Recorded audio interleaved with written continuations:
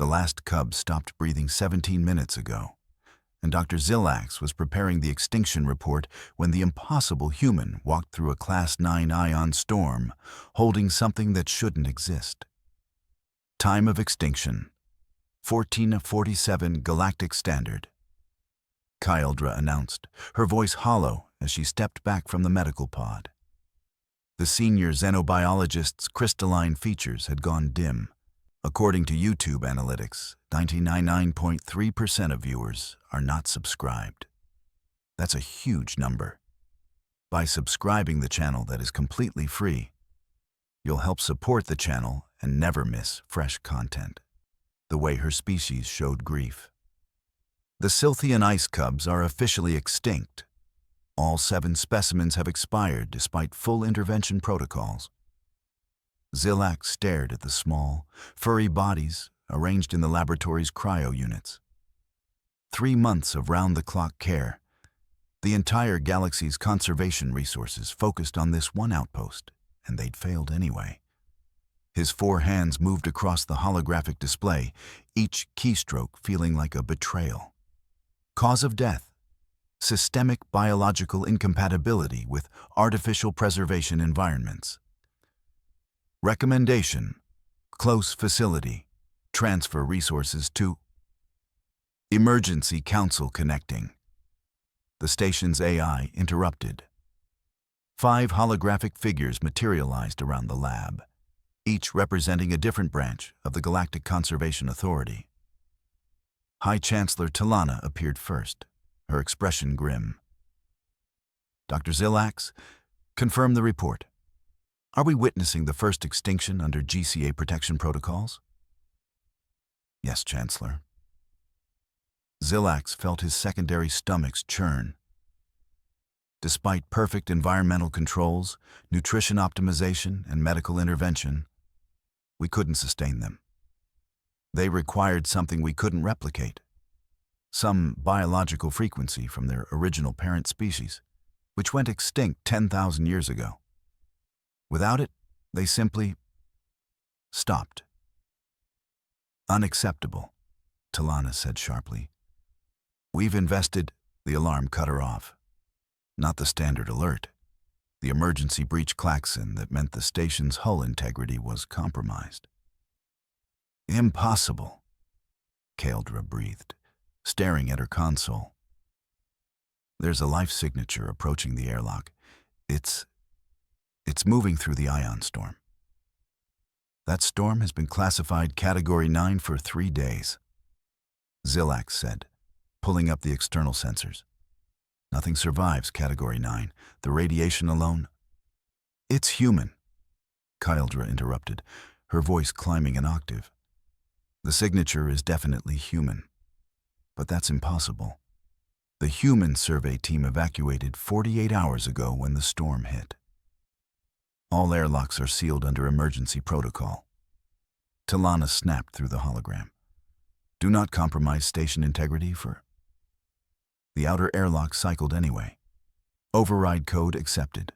Someone had authorization. She's opening the interior door, Kyldra whispered. The inner airlock hissed open, releasing a blast of cold air that sent ice crystals swirling across the lab floor. Through the mist walked Emma Johnson, the human survey technician who was supposed to be on a transport ship 3 systems away. Her coat was frozen solid, her dark hair plastered with ice, and her cheeks were bright red from cold exposure that should have killed her 20 minutes ago.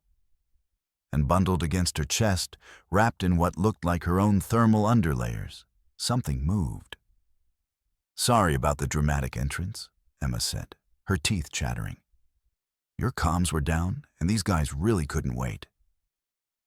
She carefully unwrapped the bundle. A small, white-furred face emerged. Then another, then a third. Zillax's primary and secondary hearts stopped beating in sync. That's impossible, Kyldra breathed. Those cubs are in the cryo units. Those cubs are dead. I certified them myself. Yeah, about that. Emma gently shifted the bundle. and 3 pairs of crystalline blue eyes blinked up at the stunned aliens. The cubs made soft chirping sounds, nuzzling against Emma's jacket. "Found 4 more outside about 2 hours ago. They were crying, so I went looking. Turns out you guys missed some." "Outside?" Zilax couldn't process what he was seeing. "You went outside during a Class 9 ion storm, and you found alive?" He couldn't finish the sentence. One of the cubs in Emma's arms yawned, showing tiny translucent fangs, and chirped again. The sound, a sound they'd been desperately trying to elicit for 3 months, was clear and strong, and utterly, impossibly alive. Behind Zilax, in the cryo units they declared empty 17 minutes ago, something moved. Kaeldra spun toward the medical pods, her bioscanner already active. By the ancients, the cubs in stasis. Their vital signs they're responding, all 3 of them. Life signs increasing, respiratory function returning. She looked up, her eyes wide with shock. "They're coming back. They're actually coming back." "Dr. Zilax," Talana's hologram demanded, her voice tight with controlled urgency. "Explain what I'm seeing." Those cubs were declared extinct. Human physiology has no biological compatibility with Scythian species. This violates every principle of... "Yeah, hi." Emma raised one hand in a small wave, still cradling the chirping cubs with her other arm. "Emma Johnson, survey tech. Sorry to interrupt the whole extinction thing. But could someone maybe turn up the heat? These little guys are freezing, and honestly, so am I." The 3 cubs in the cryo units were definitely moving now. Their small paws pressed against the transparent panels, and they were making the same chirping sounds as the ones in Emma's arms. Sounds of living, thriving babies. "This is impossible," Zilax repeated. But his hands were already moving, releasing the cryo unit locks. The moment the panels lifted, all 3 cubs surged toward Emma, scrambling across the lab floor with surprising speed for creatures that had been dead minutes ago. Emma laughed, actually laughed, as the cubs reached her boots and began climbing up her legs. Okay, easy there. There's enough of me to go around." She crouched down, and the cubs immediately pressed against her, their chirping turning to content purring sounds. 6 Scythian ice cubs, officially extinct 17 minutes ago, were now very much alive and fighting for space in a human's lap. "Someone," Talana said very quietly through the hologram, "tell me what in the name of the first ones is happening right now." Emma looked up at the stunned council, at Zilax's 4 hands frozen mid-gesture, at Kaeldra's scanner displaying readings that rewrote xenobiology textbooks. She shrugged, still shivering in her frozen coat, surrounded by purring, impossible cubs. "Honestly, I'm not really sure. I just couldn't leave them out there crying." "Actually," Emma said, reaching into her jacket with her free hand, "there's more." "More?" Zilax watched in disbelief as she carefully extracted another bundle from inside her coat. "How many?" "4 more." Emma unwrapped what appeared to be her thermal shirt, revealing 4 additional cubs, slightly smaller than the others, but equally alive and chirping. "They were in a den about 1/2 kilometer from your perimeter. The storm collapsed part of it, so I grabbed them before they froze." 1/2 kilometer," Kaeldra repeated faintly. "You walked 1/2 kilometer, through a Class 9 ion storm, carrying 7 actually, these 4 plus the 3 I found closer to the station." Emma was arranging cubs around her like she was organizing kindergarteners at story time. "The other 3 were already here, right? In your, what did you call them, cryo units?" "This is medically impossible," Zilax pulled up his primary research data, projecting it in the air between them. The holographic display showed complex biological models, waves of energy frequencies, extinction probability calculations. Miss Johnson, the Scythian ice cubs require a specific bioresonance frequency to survive, a harmonic pattern produced by their parent species' neural cortex. Without it, their cellular structure destabilizes within 72 hours. We've had the galaxy's top xenobiologists working on synthetic frequency generation for 3 months. Emma looked at the elaborate diagrams, then at the cubs purring contentedly against her legs. Okay, but did you try just keeping them warm? The lab fell silent except for the cubs purring. Keeping them warm? Kaeldra's voice had gone very quiet. Yeah, like body heat warm, skin contact. Emma gestured at the cubs with her chin, since both her hands were now occupied with keeping 7 small bodies from climbing up her torso simultaneously. They're babies. Babies need warmth. Our environmental controls maintained perfect thermal regulation, Zilax said, but his voice had lost its certainty. Temperature optimization was the first variable we... Right, but that's air temperature. Emma gently extracted a cub that was trying to burrow into her jacket pocket. Not body heat. There's a difference. Any parent knows. She paused. Do your species not... You guys do have physical contact with your young, right? We are conducting scientific preservation, Talana's hologram interjected. Not parenting.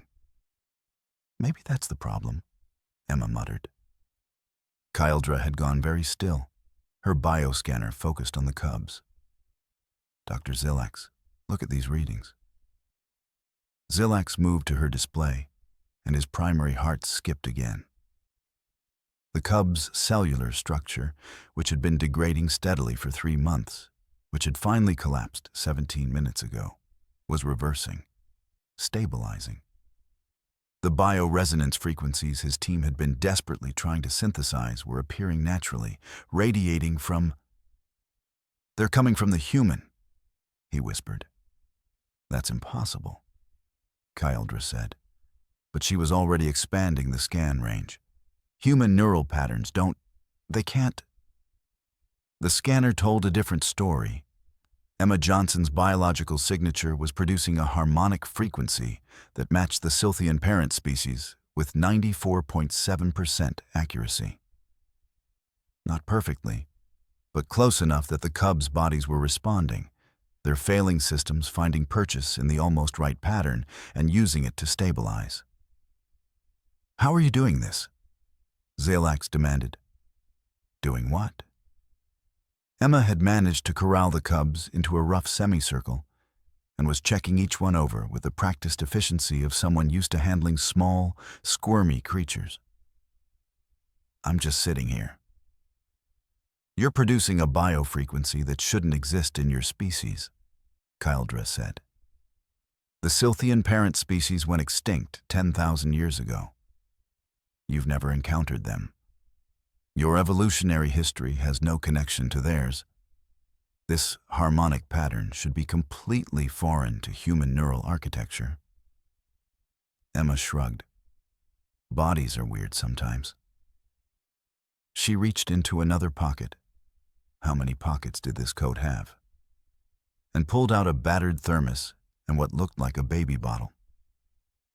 More importantly, when did these guys last eat? They've been on optimized nutrition suspension, Zilax said, directly administered to their digestive systems through the medical ports. So they haven't eaten in 3 months? Emma's voice had gone sharp. No actual food? Just medical tubes? The nutrition suspension is perfectly calibrated. They're babies. Emma was unscrewing the thermos, and the smell of something warm and rich filled the lab. Babies need to eat, not get pumped full of science juice. She poured liquid into the bottle. It looked like some kind of milk mixture, slightly bluish, steaming gently. I've been working on the formula for about 6 hours. Trial and error, mostly. The first batch they hated, the second one they tolerated. This is version 3. You've been feeding them. Kyledra's voice climbed another octave. With unregulated, uncontrolled, non-laboratory approved. With food, yeah. Emma held the bottle toward the nearest cub, who latched onto it immediately and began drinking with enthusiastic gulps. The purring increased in volume. Seemed like they were hungry. The other cubs surged toward the bottle, chirping urgently. Easy, easy, there's enough for everyone. Emma produced a second bottle from yet another pocket. I made extra. Zilax watched 3 cubs feed from the bottles with more vigor and enthusiasm than they'd shown for any of the carefully calibrated nutrition suspensions. The medical scanners were going haywire now, showing digestive function, cellular regeneration, neural activity. All the markers that had been steadily declining were suddenly spiking upward. Dr. Zilax, Talana's hologram said very carefully, "Are we documenting this?" "Yes, Chancellor." His hands were shaking across the controls. "Every sensor, every scanner, full documentation." "Good, because no one is going to believe this otherwise." Talana leaned forward in her holographic form. "Ms. Johnson, our models calculated a 99.97% certainty of extinction. The galaxy's top conservation scientists agreed these cubs could not survive without their parent species. What you're doing is statistically impossible." Emma looked up from the feeding cubs, genuinely confused. "But they're not impossible. They're right here. They're just babies who are cold and hungry." "They're an extinct species," Keldra said weakly. "Well, they don't look very extinct to me." Emma gently burped one of the cubs, actually burped it like a human infant, and the cub made a tiny, satisfied chirp before nuzzling back against her. "They look like they need better childcare." The holographic council members stared at her. Zilax stared at her. Kyeldra's scanner was emitting a steady stream of readings that violated every principle of xenobiology she'd ever studied. And 7 Silthian ice cubs, officially extinct 26 minutes ago, fed and burped and purred in a human's lap like it was the most natural thing in the galaxy. "It's not a frequency," Emma said quietly. 3 hours later, she was sitting cross-legged on the lab floor, surrounded by 10 cubs. The original 7, plus the 3 that had come back to life. All of them were playing now, tumbling over each other, chirping and wrestling like healthy babies should. Or maybe it is, but that's not why it works. Talana had transported directly to the station, along with 6 senior conservation scientists. They stood in a semicircle around Emma, watching their instruments fail to explain what their eyes could clearly see. "Then, what is it?" Talana asked. Her voice had lost its sharp authority, replaced by something that sounded almost desperate. "Ms. Johnson, we need to understand. If we can replicate..." "You can't replicate it." Emma scratched behind one cub's ear, and it leaned into her hand with obvious contentment. "That's the whole problem. You've been trying to engineer a solution when what they needed was just care. Care is not quantifiable," Zilax said, but his voice wavered. "Sure it is.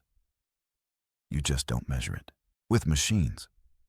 Emma looked up at them, and for the first time, Zilax saw past the casual exterior to something more serious underneath.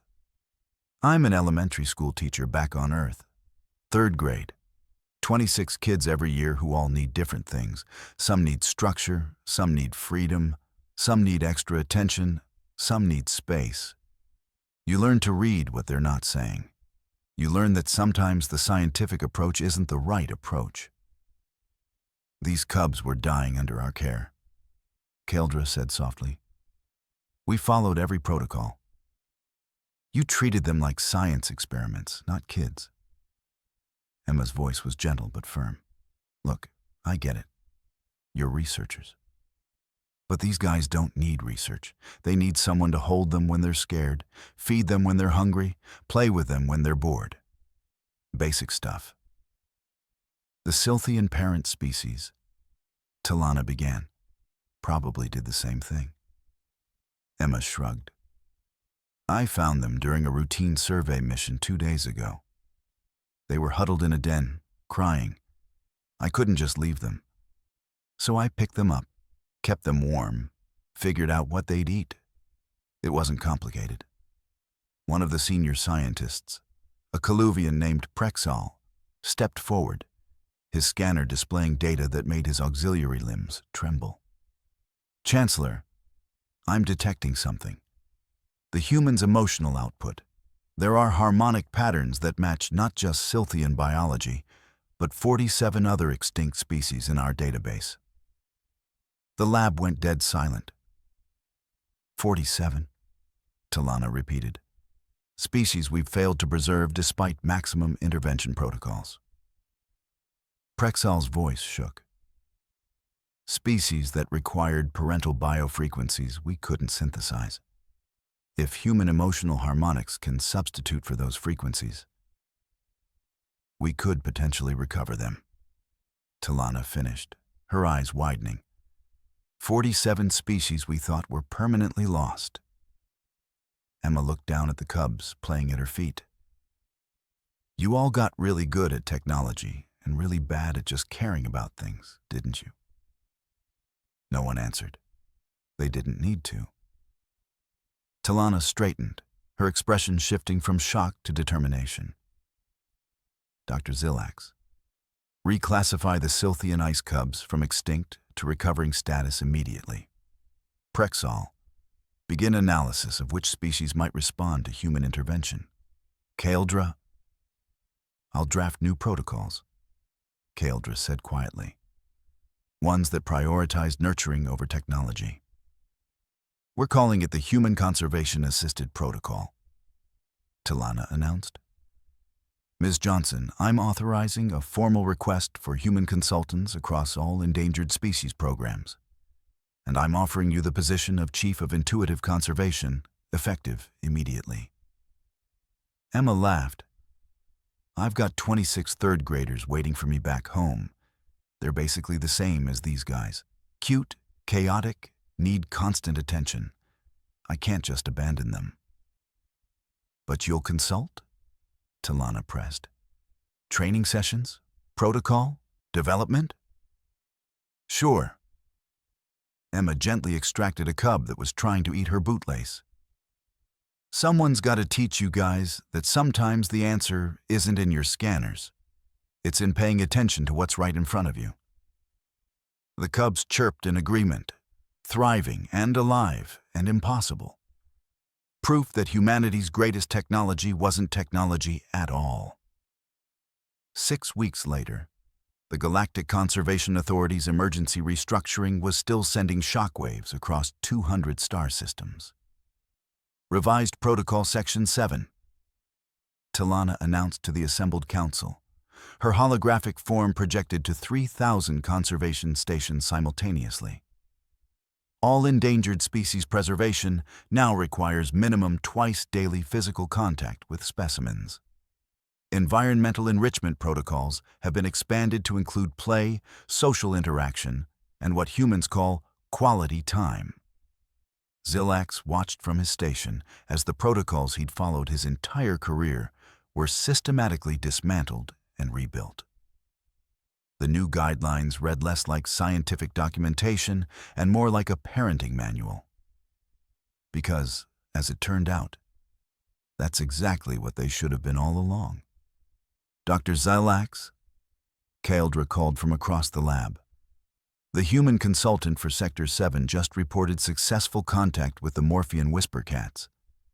They're responding to basic affection protocols. Purring even. Purring. Zilax made a note in his log. 3 months ago, he would have dismissed such an observation as unscientific.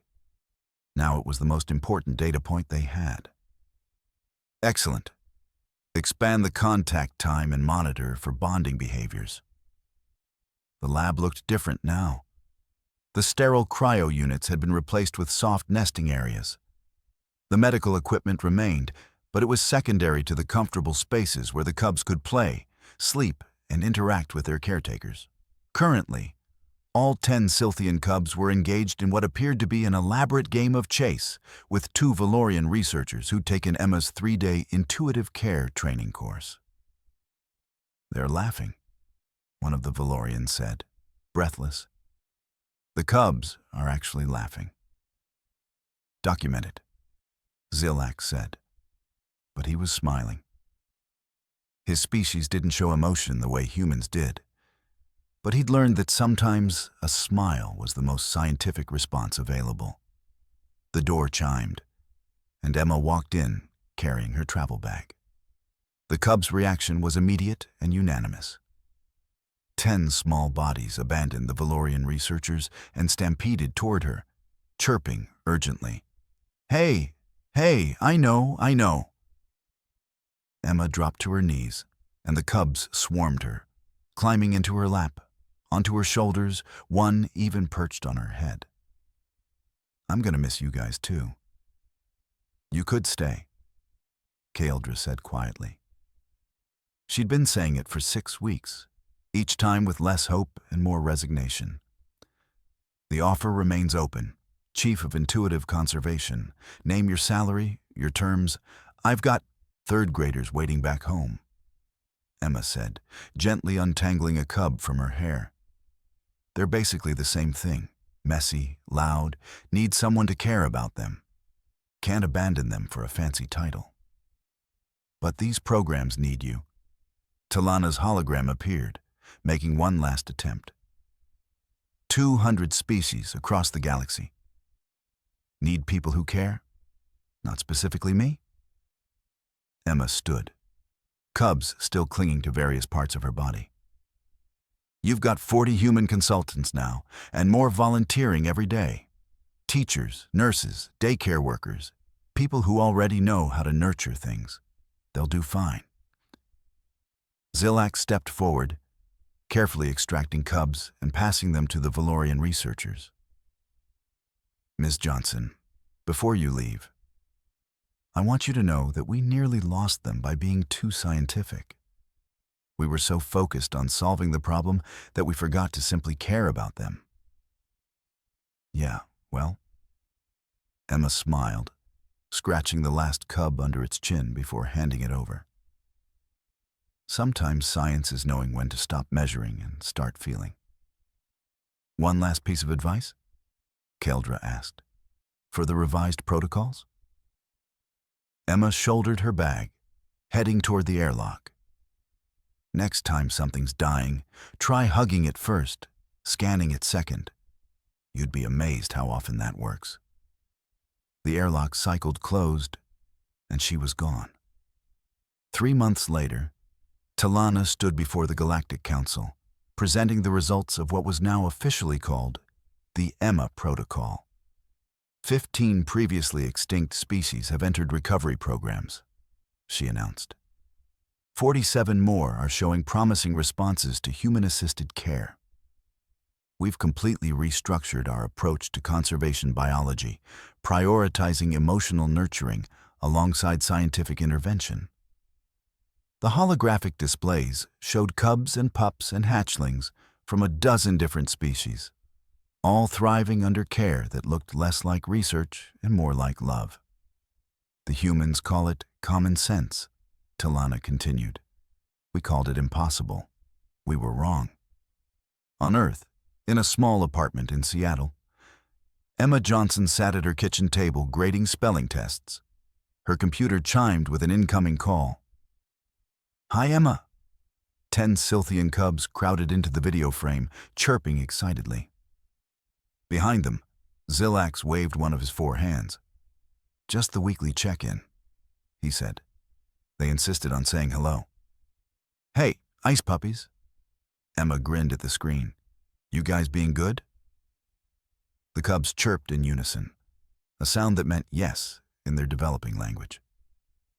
They were twice the size they'd been when she left, healthy and happy and alive. "Excellent. I'm proud of you."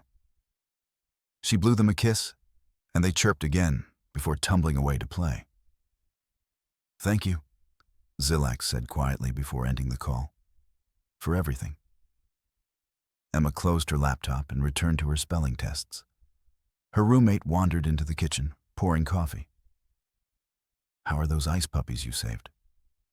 "Good. Growing fast."